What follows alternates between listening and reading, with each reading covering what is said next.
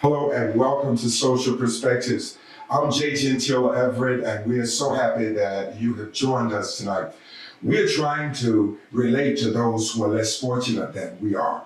It is a privilege and an honor, actually, to go and try to serve those who have experienced some fortunes that are less than stellar. And I think it's important for us to recognize that God has been good to all people, but as He has blessed some with more than others, it becomes the responsibility of the others to go and try to make a difference in those who have misfortunes in their lives. It is indeed a pleasure to stand in the midst of this great, vast issue of need that's before us. And I stand tonight to share with you, with the backdrop of the Chicago city skyline behind us, to let you know we do care about those who are less fortunate than we are. Stay tuned. We have an exciting show, though. We're going to talk about many things, particularly being Black History Month. We want to highlight some of the achievements and yet some of the struggles that African Americans are still enduring. Stay tuned. We'll be right back. Sometimes God interrupts the normal course of history and gives us leaders whose gifts and insights are used to transform a generation. We have the privilege of presenting such a leader. He is an accomplished jazz musician, best-selling author, entrepreneur, and beloved senior minister of Mill Branch Baptist Church, J.G. Everett Ministries. Our host, Dr. J. Gentile Everett. Welcome back to Social Perspectives. Black history is in the month of February, where we are. It is during this month that we reflect on the plight of African Americans. And practically every African American in their deepest, innermost heart of hearts have pondered the question, why have we been so demeaned? Why have we been so defamed? What are we really trying to do that's different from anyone else? Are we not just trying to live the American dream? Trying to have our lives fulfilled with achievements and goals that are important to us? We too are endowed by our Creator. He has given us certain gifts and talents. We all want to be free to pursue them without the obstruction, without being impeded upon with bigotry and discrimination. Is it not everyone's prerogative to legally traverse through the rancors and vicissitudes of life without having reprisal, without being stigmatized or labeled by some pejorative word or concept? We too are important. It's one thing about God. Everything He made it precious. So I am glad that out of all the things God could have done, He decided to create me and you the way He chose. And God had something on His mind when He did that. And that something was much bigger than the hue of one's skin. When I was growing up, I used to hear from time to time how African Americans were the last hired and the first fired. I used to hear some people say, oh yes, now we can't enter the front door. But on our way out, we probably would rather go through the back because it would spare us the indignities of shame and ridicule that the public would levy upon us when they found out that we had been terminated or wrongfully dismissed from our positions. So I say to every one of you who are listening, I am sad that today, even now, we still deal with racism and discrimination. Yes, we have made gallant strides, but yet there's so much more to do. and it is my intention to do all I can to bridge the racial divide and the racial gaps. Because I think it's time for us to embrace a much higher idea about each other. It's time for us to get beyond how we look, and let's try to find the beauty that lies within. There's so many things we're going to be discussing with you tonight about what Black people are dealing with and what they have dealt with. And I'm particularly interested in our young people recognizing how important it is for them to know something about from whence we came and what that struggle was like. I remember when I was a public school teacher, I was teaching history. And I remember vividly trying to teach some young people about what went on during the civil rights era and what Jim Crow was all about. I remember well, a couple of the students suggested to me that this was just back in the day. None of this was real. It really didn't happen. It was just something that Hollywood put together to create and to stir emotions so that people could have some reason to not like each other. That was a sad commentary, because little did he know, he was living in the midst of discrimination in that very moment, that very hour, when he uttered that statement that none of this was true. The young man was already living in discrimination, and it was already a hot button issue. We'll be right back. Stay tuned. We have a lot to share with you tonight. I've been feeling like this my last chance on. What's up, world? It's Rough Guy Rhymes, the leader of the Dream Big lifestyle, and I'm here to tell you to dream big.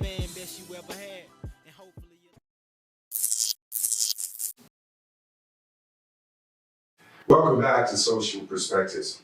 We were talking about the plight of African Americans in a very general kind of panoramic sense. In this segment, we're going to be a little bit more myopic in the dissemination of our information. And before going into the story that's so important that I want to share with you, I do want you to know that I want to remind everyone, and particularly those of you who are viewing tonight, it is most important that our young people embrace our history. It's critical. It is incumbent upon them to embrace our history. Because it's important for our young African American males in particular to know, once upon a time, you were not privileged to go to a public school that was integrated. You were forced to be educated in Jim Crow schools, schools that were separate and inherently unequal. So I want all of our young people to understand now you have an opportunity to develop a life, and you're given chances that everybody did not get. Take advantage of it. Because before 1954, that great famous landmark case, Brown versus the Board of Education, before that time, segregation in public schools was not simply a practice, it was a law. It was absolutely necessary in the psyche of those who occupied positions of political prominence. So I want to say to you, that was a huge decision because it opened doors. Now, I don't want to spend too much time on this, but it did open some doors. But it did some other things in the process. It closed some doors too. Many things that were a part of the African American educational experience was eviscerated and schools were integrated. So while we did make some gains, there were a lot of things that we did lose. That sense of community, the sense of the teacher knowing the parent and the sisters and the brothers.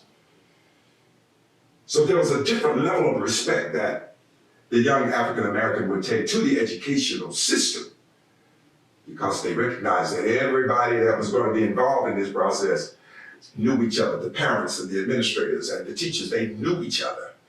So you couldn't go in there, students, and try to play the parent against the teacher like they try to do now. But we won't bother with that. I just wanted to make you aware of that. Tonight we're going to be talking about a young man named Emmett Lewis Till. He was born and raised in Chicago. Chicago at this time, talking about in the 40s when he was born, like 1941. During that time, while Jim Crow was very pronounced in the Deep South, and I'm sure you still had racial discrimination even in Chicago.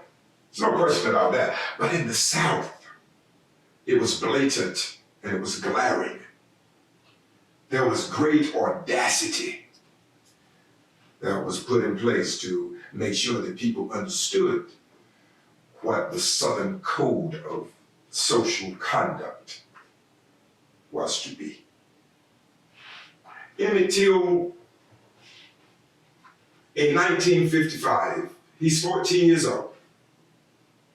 He goes down south in Mississippi to visit his uncle,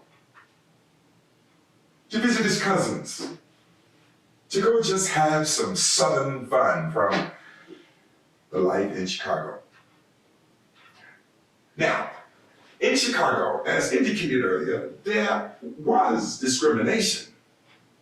It just wasn't quite as blatant. So the way it was done, it would be done more in economics, using economics as the weapon of discrimination, as opposed to blatantly using one's race. So he goes to Mississippi with adulation and excitement, I can imagine, going to visit his family and to have some fun that summer. There was a semi-cultural difference between Black life in Mississippi and Black life in Chicago. Chicago would have been a little bit more liberal, but in the Deep South, like Mississippi, they were strict about what was acceptable comportment. So the story goes, Emmett Till goes into a grocery store and he sees an attractive, I would imagine, an attractive Southern white woman named Carol Bryant. She was the wife of the owner of this small grocery store. And the rumor was that Emmett Till said something that was inappropriate in the South. Young Black boys couldn't say certain things to white women. And the rumor was that he said something inappropriate, of a kind of flirtatious order. Well, this went around and people really got excited. So much so until her husband, Roy, and his brother, a few days later, found out where Emmett Till was living, where he was visiting. And they go and abduct young Emmett Till from his uncle's home. And they brutalized and mutilized him. They beat him with everything there. They destroyed his 14-year-old body. And after doing all that they possibly could imagine to do, they they threw him in the river, Tallahatchie River. And some days later, he was found. Everybody in this city knew who had done this heinous act, because this was the South. This is in 1955. Racism was blatant, glaring, and there was no shame in killing and beating, hurting black people, because in the minds of many, they were an inferior quality of humanity, if considered human at all. Well, there was a trial. It went through the motion of a legal proceeding. Whoever heard about being tried by your own peers, well, if there was any doubt about that, let me put your anxieties to rest.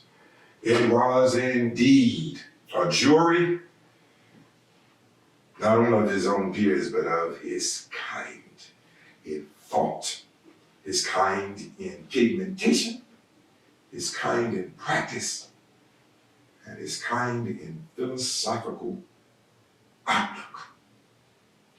The all-white jury found both men not guilty. His body was so horrible. The mortician did not want to show the body because of the condition the body was in. But I must commend Emmett Till's mother. She said, no, I want the world to see what they did to my boy. Emmett Till, this case made national news. He's 14 years old, 14. Can y'all imagine? 14. Can anybody who would hear this show honestly believe that they did anything at 14 which would justify their dying? Would it justify murder?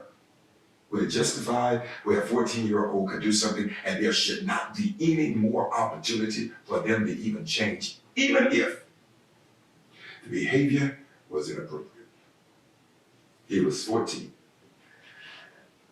It caused such a national stir until over 10,000 people attended his funeral. And the world watched what many nations considered the hypocrisy of America to be this great, powerful country, the most powerful place on the planet, to tolerate such insensitivity when it comes to human rights and human acts to each other. Well, that's a horrible story, I know, but that's not even the worst of the story. The worst of the story is Carol Bryant, many years later, 50 years later, was interviewed by one of the national networks, and she admitted the story was not true. All kinds of rumor, all kinds of fanciful, fertile imaginations were attached to the story, and the story was blown way out of proportion, so much so, until the story lacked veracity, and it had become mendacious, a huge lie.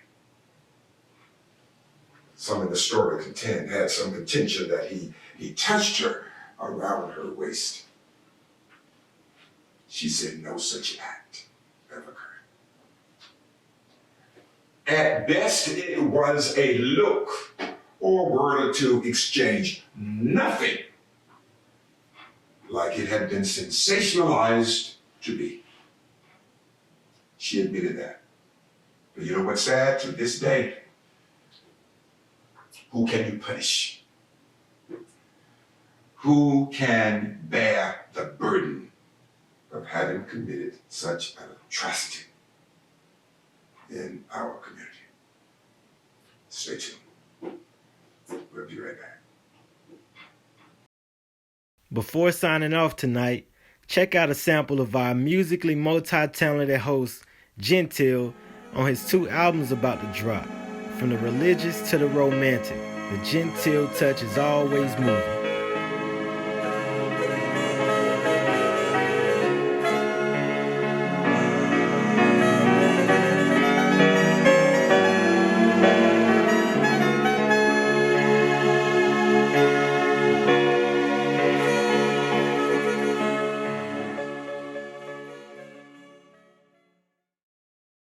Welcome back to Social Perspectives. Please remember, young people, the story of Emmett Till.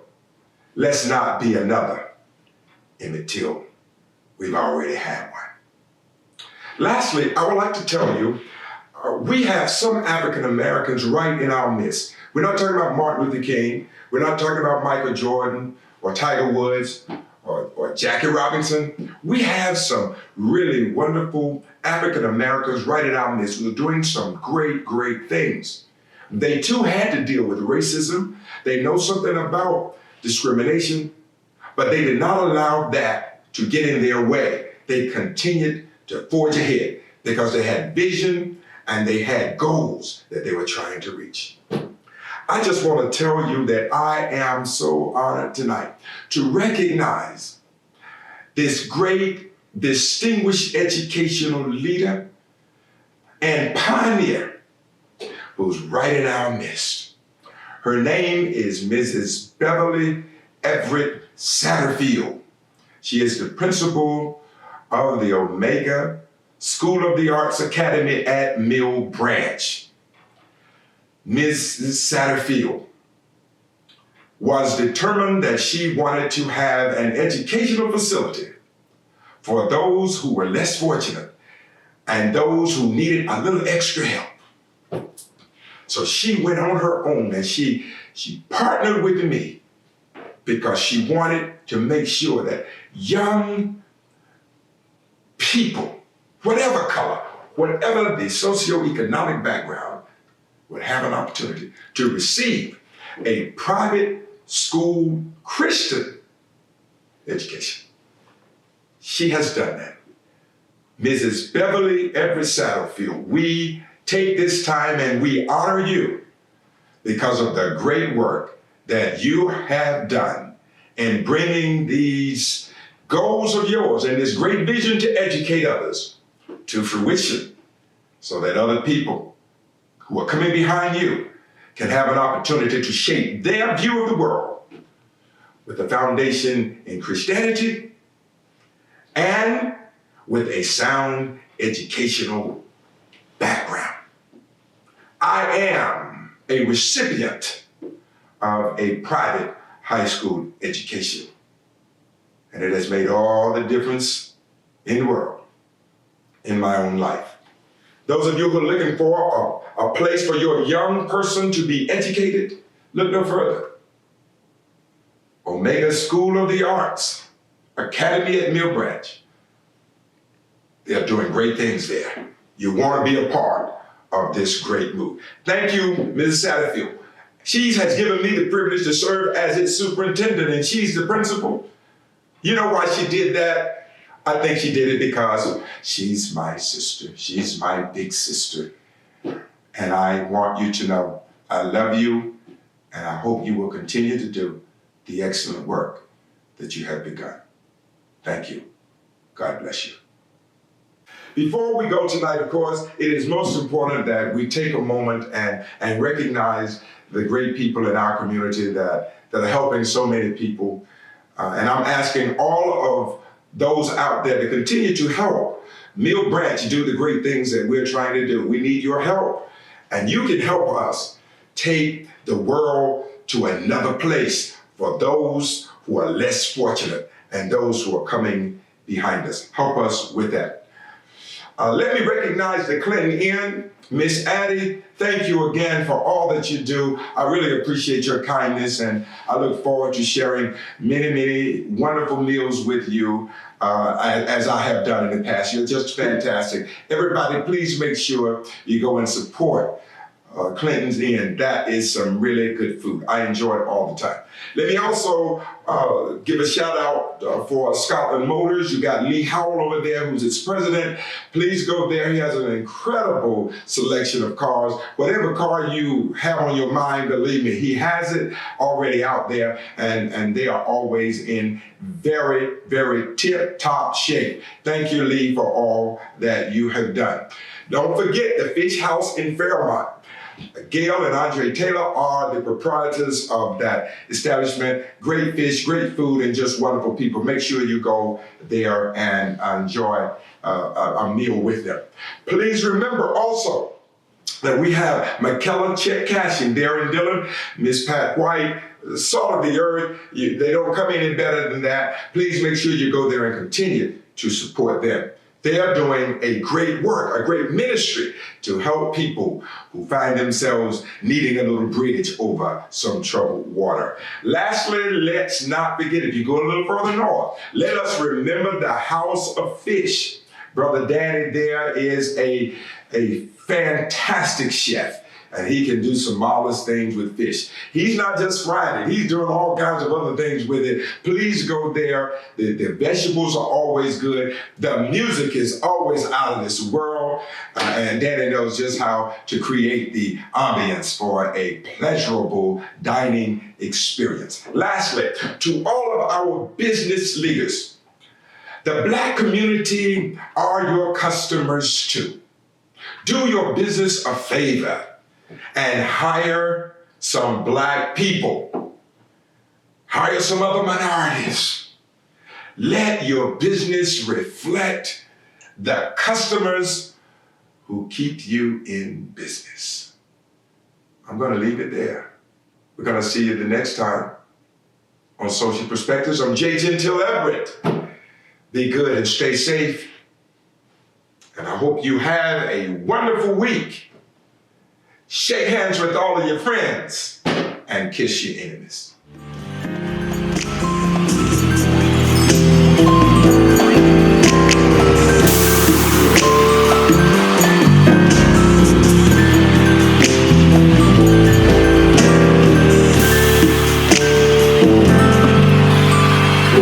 Thank you.